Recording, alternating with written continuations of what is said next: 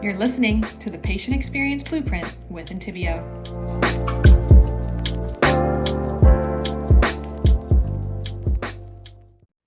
Hey, I'm Nathan DeVries, and I'm the Chief Customer Officer here at Intiveo, and I'm really excited about today's podcast. We have the one and only Owen Ingraham, the CTO. I'll let him maybe do a little introduction about himself. Thank you, Nate. Yes, Owen Ingraham here. So CTO founder, along with Nate, with the whole team at Intiveo. I guess I often forget to say I am one of the founders as well, but yes, also a founder. Yeah, we're excited about today. We're going to talk a little bit about security and how that impacts your practice. And so, yeah, I hope you enjoy it. You take away something from it. I'll go ahead and maybe just start off with asking Owen maybe a bit about data security, some of the fundamentals, maybe just on the top of your head. When I say dental security, what comes to your mind? Right. So, yeah, it's changed a lot over the years. There's been obviously a lot of improvements, I'd say, for security, data security in the dental medical world. And oftentimes the data security has either been too strict or too loose, depending on the circumstances, as we move from some installed on-prem software to cloud-based software. So along the journey, it's definitely changed a lot for what's required, as well as what's prudent for keeping all of the PHI secure. Well, I think I remember back like when we first started, like security used to be like who had a key to the office to actually physically access files, and then who took the actual data home with them because they do a backup. And so the only other Right. copy of the data was like in somebody's bag that they would take to their house. And like, how did you secure that data when it left your premise, right? Like, because everything was so Totally. Yeah, physical. I remember answering questions about that. Like, is the backup files are the backup files physically secured by a locked container or something like that? Yeah, that used to be the kind of questions we would be getting asked. And so obviously we've changed a lot, and now data is rarely stored in the office. I guess there is a copy often, maybe x-rays, things like that, some digital records, but a good number of offices have now gone cloud-based. And so what are some of the challenges with that? I mean, outside of, I guess, the high level now, it's in AWS servers. I think that from my perception, a lot of offices think, oh, like your patient management system, the people we use are paid to make sure that's secure. What are the things, the practical things that I can do, maybe as working at the front desk or as the doctor or as the office manager? I'm obviously probably co-opted in some way to like also make sure things are secure. So what's on us?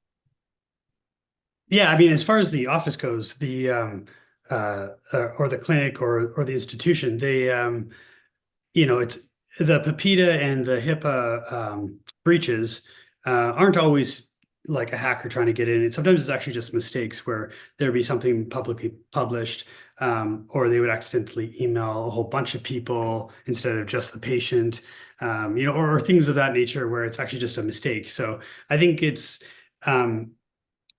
just keeping up to speed on it, like even if it's not in a server in the back room closet, or if you don't have a dedicated IT person, it's still important to just kind of be aware that anytime there's transmission of data, it needs to be double checked to make sure that we're not accidentally opening up anything to the public.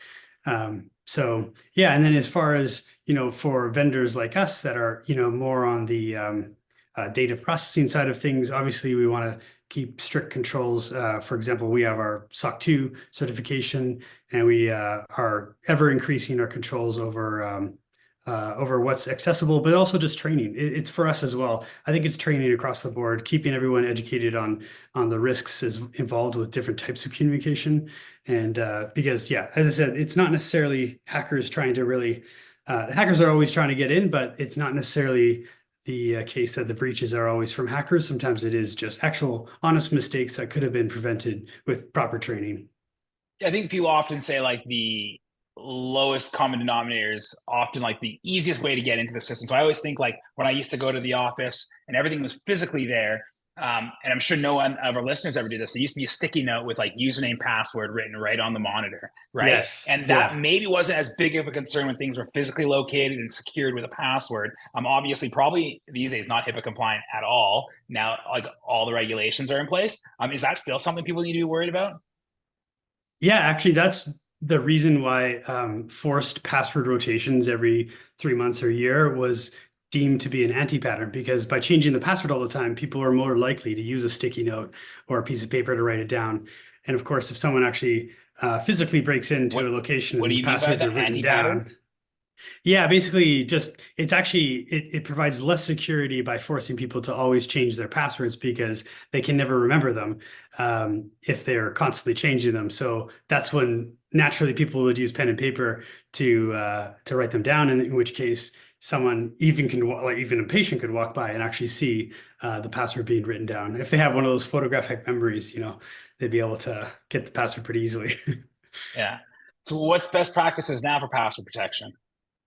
Well, I mean, everyone would go along the lines of enabling MFA, having like UB keys or other types of password keys and hardware Can you keys. But explain then what there's all, MFA is really quickly for the listeners? Sorry, you just threw that out there, and I don't know if people know what that acronym of course, means. yeah. Yeah, so multi-factored authentication is really, that's when, for example, you get a text message with a code if you're like logging into your bank account or something like that. Um, and even better than text messaging is actually using an authenticator app like Google Authenticator, one of those, which will track a unique password or a unique key for you, and you just have to plug in the numbers. So it does require you to have your phone on you, but just by having that extra layer, basically a secondary password, you pretty much remove all the risk of having your single password breached. And then there's also behind the MFA, the multi-factor authentication, is a bunch of rules by the vendor, for example, Google or whoever is providing it, that will determine if you're in two different locations when you're accessing it, or anything like that. So there's an additional layer to it, not just the double password, but additional layer of detection for threats. Ah, right on. Um, yeah, so I guess if I have 2FA enabled, I think probably one of the questions you're going to get, can we share passwords then? Is that enable sharing passwords? Not really, no. I mean, the idea is that you still try to keep the password secure, even if you have 2FA or multi-factored authentication. Because if you do happen to, for example, leave your phone, then if someone has the password and also has your phone, then it's just the same as someone having your password without the multi-factored authentication. So it's important still to keep the passwords private and secure. I think like it's There's such an also interesting topic because password. Oh, sorry, go. no, I just think it's interesting because I think that like when I get people talk to me about it, like they fall in one of two camps, right? They're like either super knowledgeable how it works or everyone wants to share passwords. And I think that's like the bridge that needs to be gapped, definitely in dentistry, but probably security as a whole. But I think people either really want like 2FA or two-factor, like the text message thing, or it's like, I just don't want to like have to remember passwords. And so it's like, I hear that come up a lot. And I think it's just a knowledge thing of why should I have to have an email and a password that's unique to me and I can't share it with everyone else in the office? Yeah, absolutely. And that's the thing about often the systems of the past. There's been many attempts at making unified password systems, like the One Identity, and others, but they fail when it's too complex. If it's too hard to remember, or too complex, the way that you have to go through the process, then people will inevitably get busy and skip it. So it has to be as simple as possible, and that's where I really enjoy the services of SSO or multi-factor authentication, where Google and other providers will add their additional security checks. For example, if they notice you're in a different geographic location, then they'll maybe send you an email or re-authenticate you. So those types of extra security pieces are very valuable, and you don't get those if you're going ahead with your own private configurations or your own private servers for that. So And relying on the large players is actually pretty smart. so that's like signing in with Facebook. That's what SSO is. It's like when you use somebody else to authenticate that you are who you are. Yeah, for identity, there's also for certain, Apple products and Microsoft products too. Actually, they have biometrics to sign in. Signing in with your face or your thumb, and there's a whole bunch of different avenues. But as long as you're going, as long as you're doing, the basics by having multi-factor authentication, then it's all fairly secure at that point. Um, yeah, so it's not necessarily you don't have to have everything geared up as long as you're just not using a simple password as the only layer of security. And this is important because our data is everywhere now, right? Like you can be on holidays and access your data. You don't like you're no longer looking for someone to break into your office. Somebody could just like doesn't even need to steal your laptop. They could just log in ostensibly if they knew your username and password. Absolutely. And with social engineering, the MFA and other security aspects of additional layer of security, they are becoming more and more important because as spam calls and everything starts to get trickier, and with AI, being able to even mask voices or be more compelling, it's going to be important to use those security measures to make sure that if you give your password away or even your social insurance number or other identity information, that as long as you have, a secondary layer of either authenticators or 2FA or biometrics, then you're more secure, at least, and there's one more barrier for people to be able to gain access.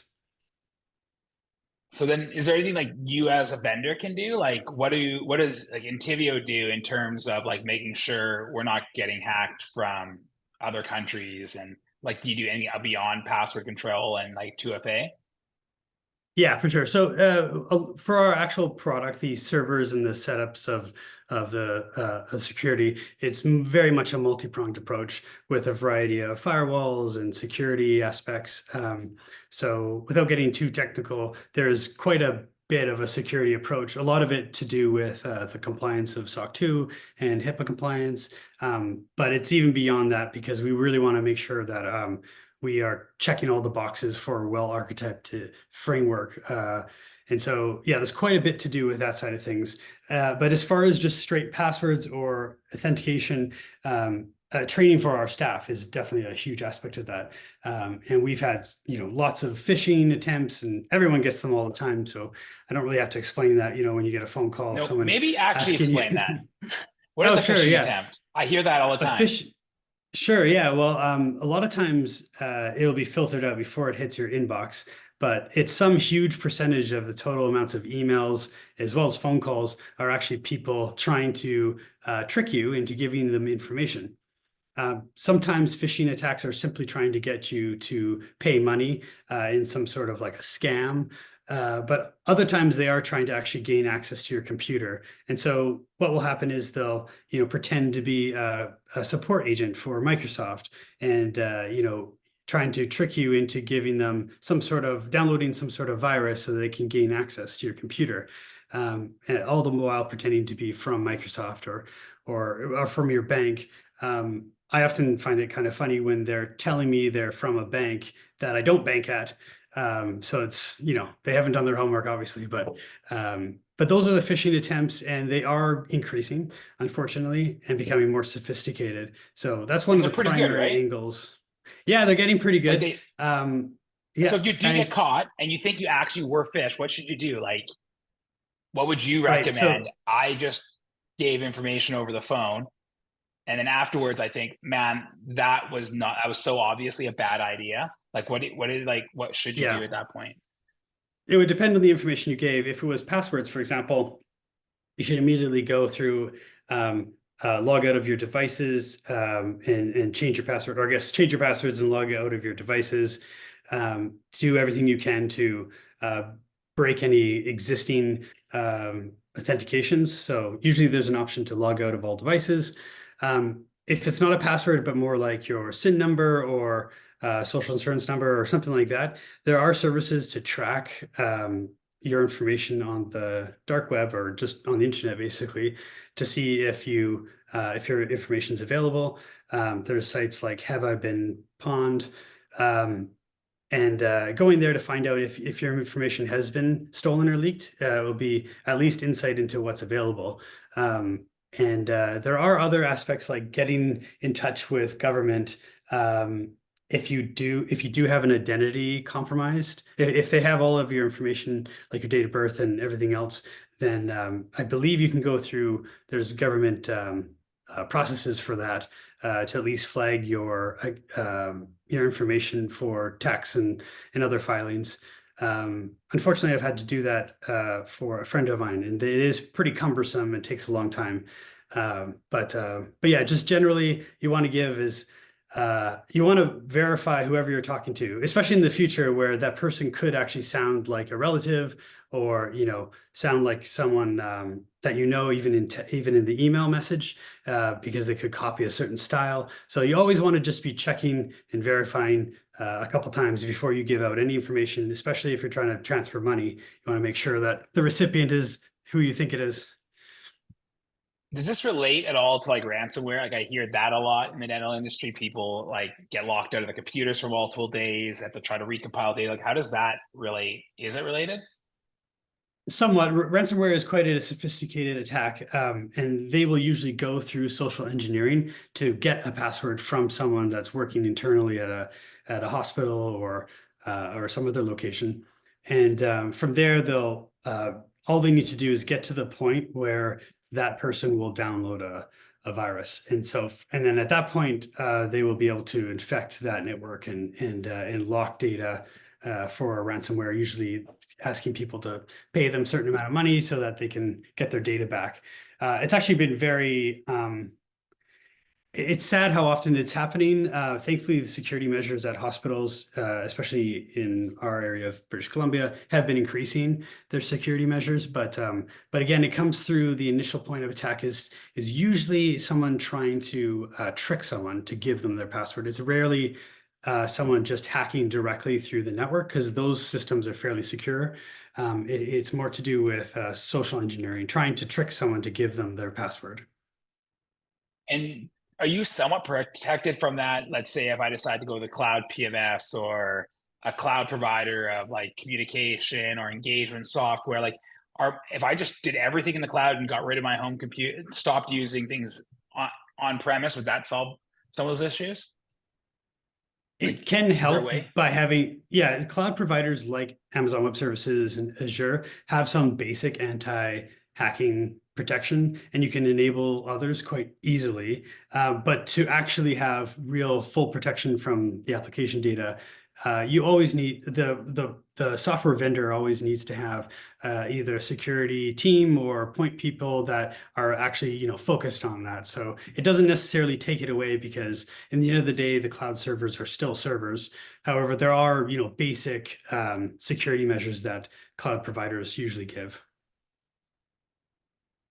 So Yeah. at the end of the day, you don't think there's not maybe a massive difference between physically having the servers on your own premise or in the cloud. Like you're probably just as vulnerable either way. Just that maybe some cloud providers actually have a security team actively, where at your own office you probably don't. Yeah, it's both of those setups are fairly insecure by the default. So it's not much of an advantage on the cloud providers, but at least there's something basic because if you have your own servers, then you're literally starting from scratch. You don't have very much protection just from until it's implemented properly. Yeah, do you think there's any like other things that our clients should really understand, like whether it's physical security? I think that like we balance kind of between the two worlds, right? Physically, they still have their office they operate in, and they have a lot of things in the cloud. We talked a lot about like password protection, making sure that we are using two-factor authentication. We talked a lot about making sure that passwords aren't shared. We talked about physical keys and locking things up. I mean, overarchingly, like, is there anything else you think that we need to know about? Yeah, I'd say just generally, there's going to be a lot of software companies that aren't going to be able to keep up with the ongoing upgrades for compliance, security compliance. And so I think it is important that if you're concerned about security, that any system that's touching very sensitive data, they need to be compliant to whatever security is relative to them. So for us, having someone with SOC 2 compliance, I think, is very important nowadays.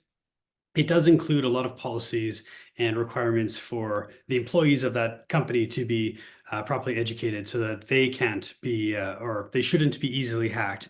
And so I think it is going to become increasingly important that software vendors of sensitive data are compliant because at least that is essentially a minimum, and it's a strong minimum for security that they definitely need to be able to adhere to.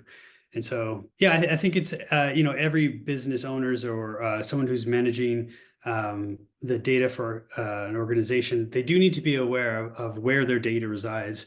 And often there's issues with very small vendors that are added, somewhat innocuously for maybe some sort of small project or, just an aspect like financial reporting or some aspect of the company. And those are the ones that are insecure. And through that, hackers can gain access to escalate their privileges on other systems. And so, I think it's going to become more and more of a requirement that there's a basic level of security on all vendors that are touching data. Is there like any if I was talking or looking for a new vendor to work with, is there any like keywords, buzzwords I should know about to know like you mentioned SOC 2 is a compliance. Is there anything else we should be talking to if I'm looking to make sure that the vendor I choose is secure?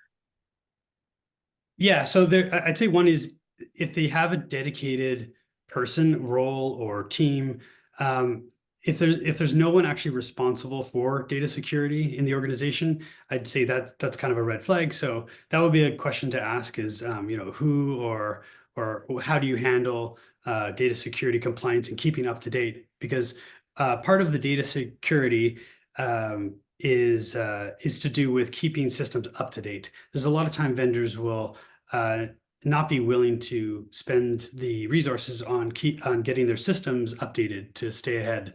And so I think that's one aspect that if there was a dedicated security person or team, then they're going to be much more focused on keeping up to date and making sure there's nothing that's a vulnerability in their system. So I'd say that's probably one other big aspect, is to make sure there's just a dedication really to security. Is there like a certificate we can ask to see? It seems kind of like we got to take them at their word at this point. Yeah, so unfortunately with HIPAA and PIPEDA, there isn't an official certification. That's something that both bodies or associations are looking at doing. So for now, as mentioned, SOC 2 compliance is one of the most official certificates. There's also high tech, which is another one that's fairly newer in the States. And then there's a big push for the Canadian compliance, the OPC for Canadian compliance to include much more of a GDPR style requirement for interfacing with customers or patients that want to know what information the vendor has on them. So I think all of those will evolve over time, but for right now, the most important one is likely SOC 2. Is there any like tests that they can conduct to make sure they are more secure? Like, is there like as an office, can we get our office like tested? Like, is there like third party services like that? Like outside of, obviously, as a dental office, you're probably not going to go apply for SOC 2 for your actual clinic. Right. Yeah. No, again, like if the vendors that you're working with are SOC 2 compliant, then you're kind of covered there. As far as someone hosting their own data on their own server at the office, then having a dedicated IT person, they would be able to run diagnostics or analysis on the local server to make sure that it's up to date. And often that is an issue where someone has a self-managed server and that the server itself, either at the operating system level, becomes out of date. And so the operating systems like Windows and Mac OS, their basic level of security is actually pretty good as long as everything's up to date. And so, so that's an ongoing concern. But really, there should be an IT professional managing those servers to make sure that they are secure. And there's a variety of tools to keep that up to date. Awesome. Well, that's a pretty good like overview. I think that Yeah, I think in my mind, I think that we highlighted most of the major issues that we have, and most of it has to do with like password security, moving away from like we saw in the 90s, which was like a lot of lock and key to like now the lock and key is in your mind. And so we need to have a secondary method of backing that up, which would be like the two-factor authentication. And then really partnering with trusted vendors is like things are moving to the cloud. So it sounds to me like you need to find trusted partners because a lot of it is based on trust. You can't just assume that a company, no matter how big they are, is going to be SOC 2 compliant. You can't just assume that they will do the proper testing to make sure that they are secure. So I think that we probably have seen that in the market, that some larger vendors have been compromised. And there's not much you can do about it if you choose the wrong vendor. Yeah, absolutely. And then, yeah, another piece is just the education. So for staff of a dental office, getting them through there's actually a lot of great free online resources, but having them go through a data security course in a pattern like every year or so is I think well worth the time. Even just to speak the same language and make sure everyone has the vocabulary around security. Yeah, and maybe that'd be a good time, natural time to be along with your HIPAA compliance stuff that we're supposed to be doing every year. Like as we retest our employees, engage them with HIPAA every year to make sure they're familiar with all of our policies. There's other things we can tie into that to make it more of a just like a once a year we get together and we learn how we do things to keep our patients' information safe. That's right. Yeah, exactly. Yeah, and it would also depend on the geographic area you're in. So like, if you're in California or in Alberta, it depends on where it is. There's slightly different rules, but as far as the basics of keeping your password secure and making sure you don't give up accidentally information to a scammer or a phishing attempt, those are probably the most important at this point. Awesome. Well, I think that like we definitely can make sure that in this episode, we list some of the resources, whether it's Have I Been Pwned or whether it's some of the education stuff. So our listeners can actually implement some of that because I think that would be very useful information. So we'll make sure we put those in the show notes. Yeah, absolutely. We'll pack some links in there. Exactly. All right. Well, I think that like is pretty good. I would love to hear back from anybody. If you have questions, you can message me or Owen at Intiveo and we'll get back to you. And it's a topic that's close to our heart as obviously we secure a lot of data and we spend a lot of time and resource making sure that we are best in the industry at this. So a little plug for ourselves, but outside of that, I think in general, security needs to be forefront of dental offices. And when you're running a small business, that could be tricky. Yeah, it's definitely one of those things that isn't important until it is, and then it becomes extremely important. And so just preventing it in the first place is always better. Agreed. All right. Well, I appreciate everybody listening in here and thank you all and have a great day.